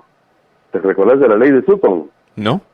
Había un señor que se llamaba Willie Sutton, un ladrón de bancos, y que lo agarraron robando un banco, lo metieron preso, y alguien le preguntó, un periodista le preguntó, mire, ¿y por qué fue a robar al banco? Y él contestó, pues porque ahí está el dinero. ¿verdad? Entonces este impuesto es algo así, ¿verdad? Como por ahí pasa muchísima plata, y otra vez, no, hombre, va a ser una cosa chiquitica que ni siquiera lo van a sentir, ¿verdad? No se trata de eso. Además es una invasión, a las personas y a su patrimonio y a su a mí me parece un impuesto completamente antieconómico y me causa asombro y me causa una gran decepción que este gobierno, que se pinta como liberal, que se autodefine como liberal en su programa de gobierno, esté proponiendo estas tonterías. Yo creo que sería un impuesto que además, además del aspecto económico, sería un impuesto a todas luces inconstitucional. Porque justo mencionabas algo bien interesante, Fritz, y es el tema de que independientemente de que estemos de acuerdo o no con los impuestos, pues al final de cuentas los impuestos, la razón de ser de esos impuestos es gravar un hecho generador, y el hecho generador tiene que ser un hecho generador, y lo que no se agrega al final es de riqueza. Y en este caso, no, y eso es un parámetro constitucional para determinar si un impuesto puede cobrarse o no puede cobrarse. En este caso no tendrías ningún hecho generador de riqueza que grabar, pero como tú decías, si yo vengo y decido que tengo 3 cuentas en mi banco, en el Banco Industrial, por ejemplo, tengo 3 cuentas ahí y decido pasar dinero de mi cuenta monetaria a mi cuenta de ahorro y de mi cuenta de ahorro a mi cuenta monetaria de regreso, no estoy generando absolutamente nada, sino simplemente, literalmente te están cobrando por ese movimiento que tú haces, por la razón que tú decís. ¿Por qué? Porque ahí está el dinero. ¿Por qué? Porque es fácil hacerlo. Y solo te estás pasando de un bolsillo a otro. Claro. Sí, ahí no está pasando nada, ¿verdad? Y es tu dinero. Y entonces, si, ¿cómo te dijera yo? Un aspecto también muy importante de un impuesto es lo que se llama la neutralidad. En otras palabras, que el impuesto no sea lo que determina la forma en la que actúas o no afecta tus decisiones económicas. Es decir, si tú haces A, pagas 5%, si haces B, pagas 10%, y si haces C, pagas 15%. Bueno, entonces tenés un incentivo para hacer A en lugar de hacer C. Pero tal vez en ausencia del impuesto hubieras preferido hacer C. Entonces tenés al impuesto afectando tus decisiones económicas, afectando las decisiones que vas a tomar como, digamos, como agente económico, como consumidor o como empresario o como bien de recursos, claro, ¿verdad? Y entonces eso causa, bueno, le vamos a llamar una mala asignación de recursos, causa que tus decisiones no son tomadas porque es la más económica y la más racional, lo que es el impuesto el que está determinando que mejor hagas A en lugar de hacer C, ¿verdad? Claro. En lugar que sean las señales del mercado, por llamarlos de alguna forma, las que te estén dando esas luces o tu idea de lo que es más conveniente o tu idea de lo que prefiere el consumidor o de lo que fuera. Entonces, a todas luces es un impuesto que no es neutral. Como decir vos, si solo te vas a cambiar tu dinero de un bolsillo a otro. ¿Por qué? Porque se te da la regalada gana, si es tu dinero. No tienes que andar justificando nada. ¿Y otro si vos preferís, estás en una cuenta, querés pasar el dinero a otra cuenta porque querés hacer el pago de esa cuenta. ¿Por qué? Porque así te aparece en esa cuenta y querés que así. ¿Y qué? ¿Ya? Estás en tu pleno derecho y tu plena gana de hacer eso, si eso es lo que querés, siempre que sea dentro de la ley, ¿correcto? ¿Ya? ¿Y por qué vas a tener que pagar un impuesto por hacer eso? Es una tontería. Es una total tontería. Completamente, Fritz. Tenemos que irnos ya a corte, pero antes solo quisiera hacer un último comentario y saber tu perspectiva respecto a esto. Pero en el caso de un impuesto a la telefonía, a ver, una de las grandes virtudes de nuestro sistema económico es que por lo menos en el caso de la telefonía, a diferencia de otros países, la telefonía no es pública desde fines del siglo pasado. Y precisamente por eso es la razón por la cual en Guatemala hay más teléfonos que personas. Pero sucede que si empezamos con este tipo, por lo menos en mi opinión, si empezamos con este tipo de regulaciones en las cuales te dicen, va a ser un impuesto de 5 quetzales, y digo 5 quetzales porque en el 2014 intentaron aprobar un impuesto de 5 quetzales por cada línea telefónica. Va a ser un impuesto únicamente de 5 quetzales por línea telefónica. Lo que están haciendo es que retrocedamos en uno de los aspectos en los cuales hemos logrado avanzar. Y cuando digo que retrocedamos es precisamente porque este sector de la economía que se ha desarrollado y ha crecido tanto en nuestro país, precisamente por el hecho de que no es público, que está controlado únicamente por empresas privadas que se dedican a prestar este servicio, y que efectivamente se ha demostrado que lo prestan mucho mejor que lo prestaba el gobierno en su momento. Únicamente pues estaríamos retrocediendo en pasos que ya dimos, porque básicamente lo que sucedería es que y lo vimos en el 2015, muchas telefonías dijeron, bueno, miren, vengo a devolver todas estas líneas telefónicas porque, pues, si mi cuenta de teléfono es de 500 quetzales, 5 quetzales más no lo siento. Pero una persona que no tiene el dinero para pagar una cuenta de 500 quetzales, sino únicamente se recarga, ¿qué te digo yo? 10 quetzales al mes de su celular, y se recarga 10 quetzales al mes porque no tiene para pagar más, pero porque le sirve para hablar con sus familiares en Guatemala, sus familiares en Estados Unidos y demás. Esos 5 quetzales representan un incremento considerable de lo que paga de lo que paga de teléfono, porque si pagaba 10, ahora va a pagar 15.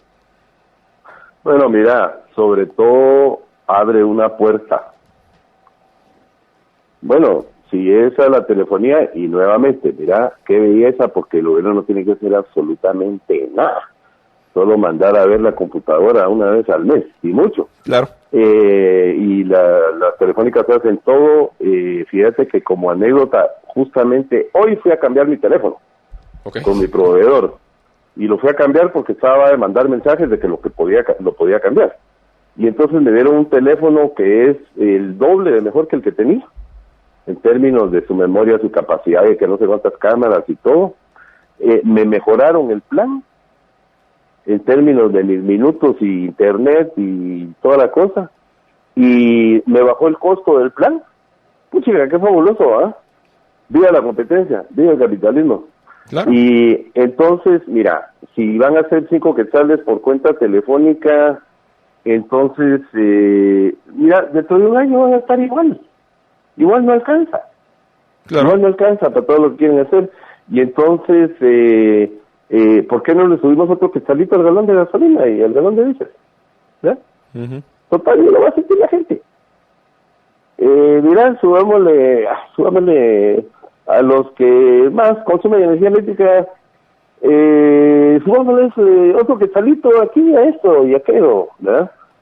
Entonces, ese no debe ser un criterio para poner impuestos. Un criterio para poner impuestos no debe ser que es fácil ponerlo y, entre comillas, el consumidor no se va a dar cuenta.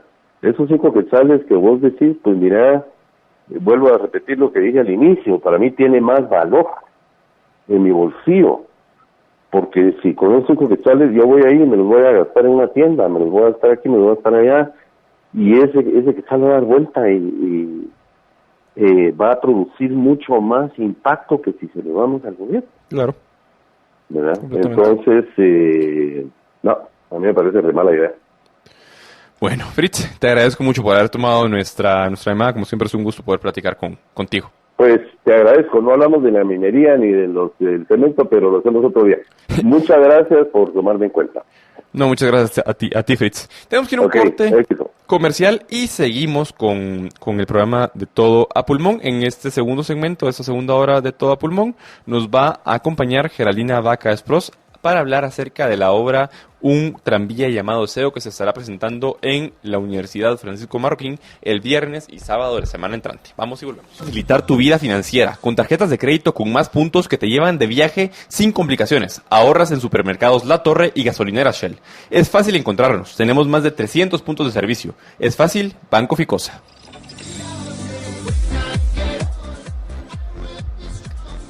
Estamos de regreso en Todo a Pulmón y ya en esta última parte de Todo a Pulmón nos acompaña Geraldina Vaca Esproz y Guillermo Ramírez para hablar acerca de la obra que se estará presentando en el Festival Internacional Bravísimo la semana entrante, Un tranvía llamado Deseo. Geraldina, Guillermo, bienvenidos a Todo a Pulmón. Muchas gracias, Fernando, gracias. ¿Por qué no nos empiezan a contar un poco a mí y a los radioescuchas? Yo voy a comenzar desde el inicio del programa que tenía ya mis entradas para la semana entrante en esta obra, pues que la producción es tan grande y tan especial que va a tener 2 funciones, una el viernes y otra el sábado de la semana entrante, un poco acerca de la trama de esta obra, de una obra que mencionaba yo también, pues que está presentada en Broadway y que tiene una película y que además tiene un libro. Y una cosa más, una ópera.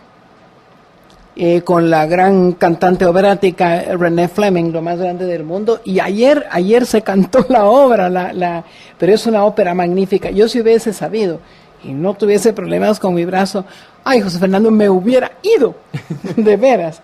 Pero eso nos da a entender el impacto de la obra. Y no solo es el impacto de la obra, pero de todo esto hablará más Willy, sino es el impacto del autor. Es que el autor es algo, ayer que nos juntamos en un conversatorio, que en un momento hace más o menos como un mes y medio, consideramos con Willy que era importantísimo hacer un conversatorio. Esta obra y este autor merecen hacer un conversatorio, porque se gira alrededor de la obra, se gira alrededor del autor, y cuando ya terminamos, que hubiéramos querido echarnos un vinito, pero no pudimos, solo el cafecito. Sí pensamos en que no solo era como necesario, o hubiese sido necesario, hablar sobre la obra, sino hablar sobre él. Hablar sobre Tennessee Williams es también algo sobre lo que se puede hacer un conversatorio. Desde luego que la mayor parte de autores, de compositores, de grandes artistas, merecen que se les haga un conversatorio. ¿Y de qué va la obra? ¿Cuál es la trama general de la obra? Obviamente sin spoilers para que se queden picados nuestros radioescuchas para irla a ver, pero ¿de qué trata la obra? Bueno, Un tren llamado Deseo es un clásico del cine, del teatro norteamericano, y luego se convirtió en un clásico en el cine cuando la hizo Brando y Vivian Leigh.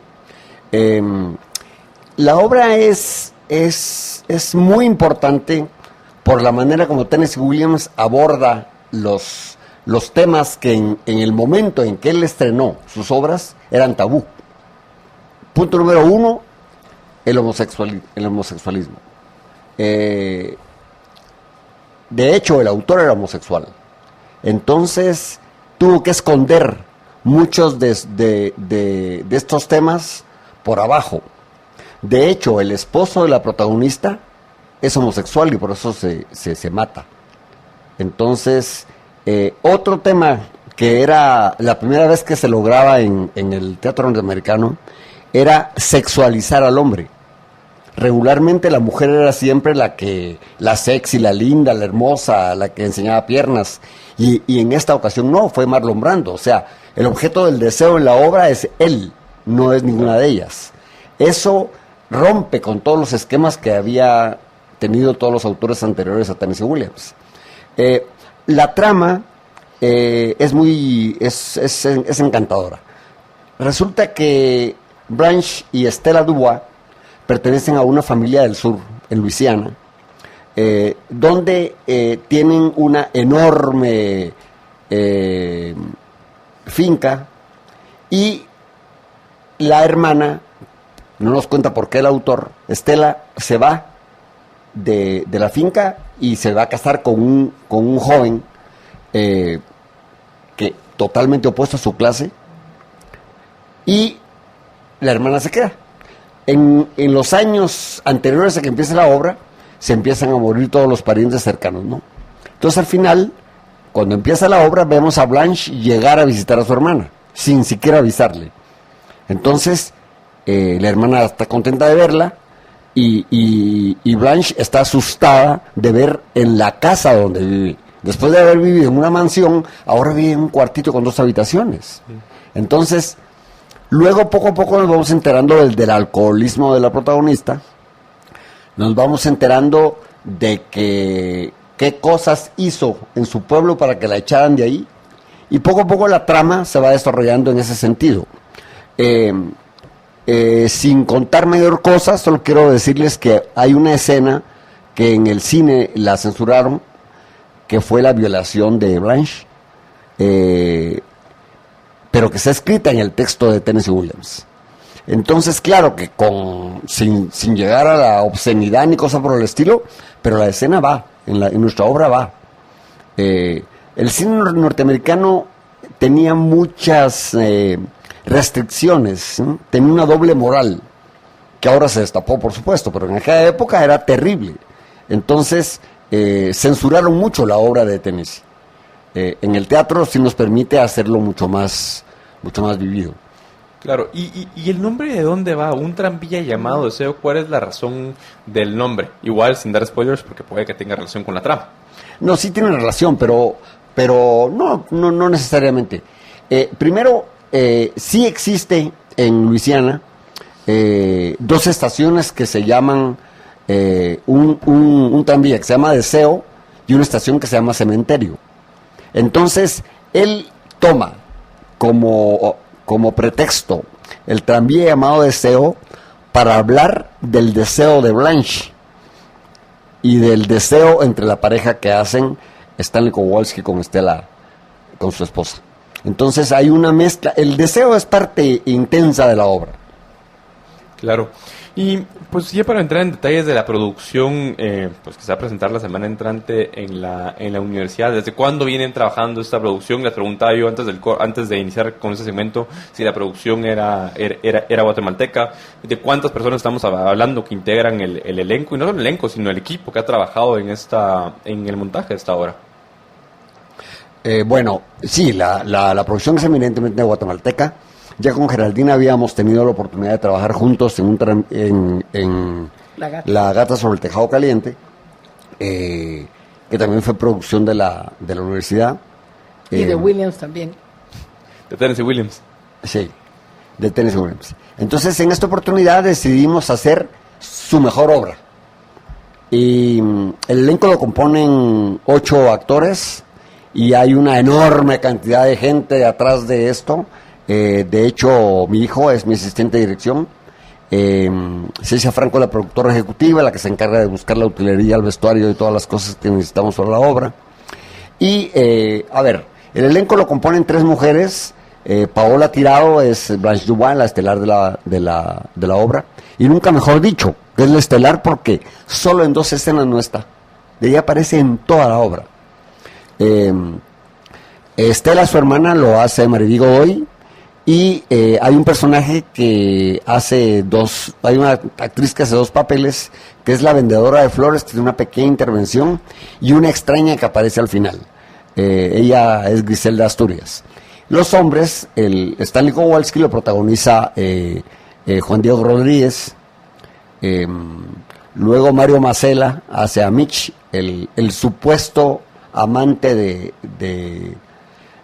de Blanche Dubois. Ella ve en él la posibilidad de salir de esa vida que lleva de soledad, pero no lo logra. Al final se destapa toda la verdad y Mitch también decide irse. Luego está Steven, que es Eliseo García, que también hace la escenografía. Okay.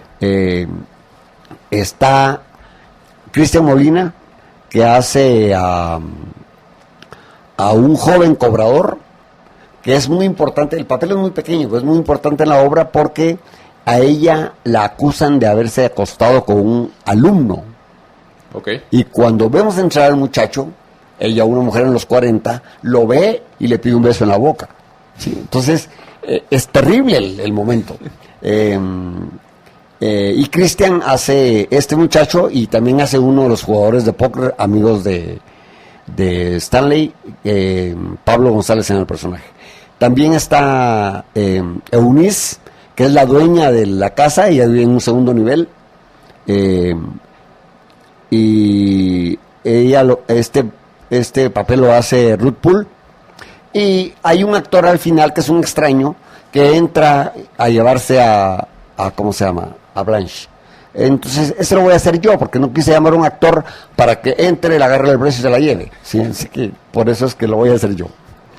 Ok, perfecto. ¿Por qué nos cuentan un poco más de detalles entonces respecto de las horas, los días y el precio de los boletos? Sí, claro que sí, con mucho gusto. Tuvimos una gran, ¿qué podemos decir?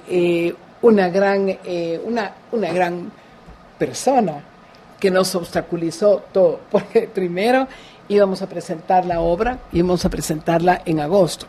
Ahora decimos con Willy, gracias a Dios que no fue en agosto, porque no hubiéramos estado tan preparados como estamos ahora. Pero ese gran obstáculo fueron las elecciones. Entonces lo pasamos para diciembre y estamos muy contentos con que la para obra septiembre. ¿Qué les dije? Diciembre. Ay, perdón, sí. Entonces la presentamos. Si no van a estar ahorita. esperando para Navidad los Ay, no. escuchas. Ahora lo vamos a presentar ahorita en septiembre, el 6 y el 7. El 6 es viernes y como siempre todos estamos ahora tan preocupados, ¿verdad? Con el tránsito y todo. Entonces la vamos a hacer a las 8 de la noche. Y el sábado, porque pensamos que mucha gente pues mayor prefiere ir el sábado a ver una obra de teatro. Así se hace en México también, ¿verdad? En México se hace porque se considera que el público mayor va siempre al teatro como a las 6 o 7 de la noche. Aquí va a ser a las 7 de la noche en el Auditorio Juan Bautista Gutiérrez. Pero les va a gustar muchísimo porque con Willy hemos hablado de muchos detalles. Por ejemplo, tendrá una duración de 2 horas y media, ¿es verdad, Willy? Y cuarto con internet. Y cuarto, pero eso incluye un intermedio cuando la gente puede ir a la terraza del Auditorio Juan Bautista Gutiérrez a comer un entremés o a tomar una copa de vino, porque siempre es necesario que haya como un break, ¿verdad? En una obra teatral para salir, para conversar con otras personas, y así será ahora, ¿verdad? Habrá un break y la gente podrá salir a conversar y con otras personas y todo. Pero también es bueno que se haga ese horario, que en la noche del sábado sea un poquito más temprano. Y en cuanto al precio de los boletos, ¿y dónde pueden comprar los boletos? Ok, el precio es de 200 quetzales en platea, después 150 en los laterales y arriba también está en 100 quetzales, por lo que es muy cómodo. ¿Y si son estudiantes de la Universidad Francisco Marroquín? Ah, sí, ellos tienen un precio especial de 50 quetzales. Y si son estudiantes de otros planteles o de otros lugares, digamos de otras universidades, entonces su precio es de 80 quetzales. Eso lo venimos ya manteniendo, José Fernando, desde hace unos 2 o 3 años y ha funcionado muy bien. Porque creemos que los estudiantes, bueno, desean que haya un precio mejor, un poco más cómodo para ellos, pero ciertamente nos ha funcionado muy bien y los estudiantes de otras universidades se sienten contentos que se les haya tomado en cuenta. Se pueden comprar los boletos, que yo creo que es también muy cómodo para todo el público, porque ahora ya, justamente como decíamos del tránsito, ahora se pueden comprar por internet en conciertos.ufm.edu. O si no, pues en taquilla. Siempre la cómoda taquilla. Voy a poner en el enlace de Facebook para que puedan revisarlo. Conciertos.ufm.edu. Conciertos.ufm.edu. Ok, perfecto. Listo, ya está publicada si nos están viendo por Facebook Live o nos están escuchando por la radio, igual métanse a Facebook, busquen la transmisión de Todo Pulmón de ahorita de mediodía, de ese 30 de agosto. Y pues ahí pueden entrar al enlace que mencionaba Carolina para comprar los boletos. Geraldina, perdón. Geraldina. Hay otra. Ya les cambié de nombre a los dos. Sí. Gerardo eres usted. Sí. Hay un punto muy bueno que quisiéramos platicar, Fernando, siempre que no vayamos a pasarnos del tiempo, y es la escenografía. La escenografía fue diseñada por Willy y su hijo, pero está siendo realizada por un hombre que es muy talentoso. Y este hombre hizo una escenografía con 2 plantas, ¿verdad? Uh-huh. Con 2 plantas. Entonces, mira, yo siempre he creído que a mí no me gusta el teatro, lo que le llama a la gente minimalista. No voy. Es una obra minimalista, no voy. A mí me gusta sentir que la escenografía me hace latir, me hace que el corazón se me vaya junto con la obra. Que yo sienta, sí, esto pasó en el primer nivel, o hay una oscuridad tremenda, o ya fue de día, pero a mí sí me gusta sentir la obra, no sé qué opinas tú, pero a mí sí me gusta. Entonces tengo que decir que nuestra escenografía como te decía, diseñada por Willy y por su hijo Diego, es excelente. Perfecto, a mí eso me gusta un montón, a mí, Mariela, de lo que mencionas tú, yo las obras minimalistas, que no, porque si bien es cierto que puede que sea un estilo de teatro, a mí honestamente pues me gusta mucho más sentir, no solo el esfuerzo por parte de la gente que se encargó Claro, de la producción, claro. sino el hecho, como mencionabas, de poderte sentir como parte de la obra, lo cual me hace tener más ganas de ir el sábado. Ahí te veremos, El viernes entrante voy a ir yo. Lo maravilloso de esta apuesta es que muy difícil en Guatemala montar un espectáculo con una casa de 2 niveles. Claro. Se ha hecho, por supuesto, no somos los primeros, pero es muy difícil, porque los teatros son muy bajos, no tienen cubo escénico. Alguna vez Dick Smith hizo algo en el Teatro de Liga, una obra con 2 niveles, y se ha hecho, pero en esta oportunidad el escenario lo permite, es altísimo. Entonces nos permitió hacer una escenografía realmente majestuosa, donde vemos bajar gradas a los personajes, encenderse ventanas, cosas que difícilmente se hacen en el teatro, como te digo, por falta de espacio. Claro. Pero aquí afortunadamente se va a poder hacer. Y la estética de la escenografía va a ser muy interesante, porque la casa donde vive Stanley Kowalski es un barrio en esa época muy popular y muy pobre, hasta diría que en calidad de riesgo, está lleno de billares, cantinas y todo, ¿no? Entonces los personajes son todos grotescos, menos Blanche, que ella viene de la nobleza, pero se ha venido quedando pobre, ¿no? Claro. Entonces ella entra elegante, divina, toda una dama, en medio de aquel hervidero claro. Tremendo, ¿no? Y eso hace interesante tanto la puesta en escena, ver el contraste del vestuario de Blanche, la manera como se conduce, versus los demás personajes, que todos son mucho más, menos educados, digamos, ¿no? Claro. Guillermo, Geraldina, lastimosamente nos quedamos sin tiempo. Qué lindo, muchísimas gracias, Fernando, de veras. Pero no, gracias a ustedes por acompañarnos el día de hoy y pues nos vemos el viernes entrante. Allá te esperamos. Allá. O sea, y se recuerdan, el viernes de la semana entrante, viernes y sábado, viernes 6 y sábado 7, ¿cierto? Viernes 6, sábado 7 de la semana entrante, a las 8 de la noche el viernes, a las 7 de la noche el sábado. Pueden comprar sus entradas en conciertos.ufm.edu y no se lo vayan a perder. Y nosotros nos encontramos hoy de 6 a 8 de la noche. Vamos a estar Dafne Posadas, Rudy Pineda Vélez y yo hablando sobre las noticias de la semana, particularmente sobre el caso de Asisclo Valladares. Y pues esta supuesta investigación que hay respecto de escuchas telefónicas en Tigo y sobre toda la discusión que se armó esta semana en Twitter sobre el precio de los parqueos y si deben o no deben ser regulados. Libercast presentó una producción de Libertópolis. Recuerden que si quieren conocer más de nuestros programas, seguirnos en las diferentes redes sociales, o si quieren ver nuestros programas y conocer a nuestros conductores e invitados, pueden ingresar en www.libertopolis.com. Recuerda suscribirte y dejarnos 5 estrellas para que continuemos trabajando en producir más podcasts de tu interés. Libertópolis, ideas con valor.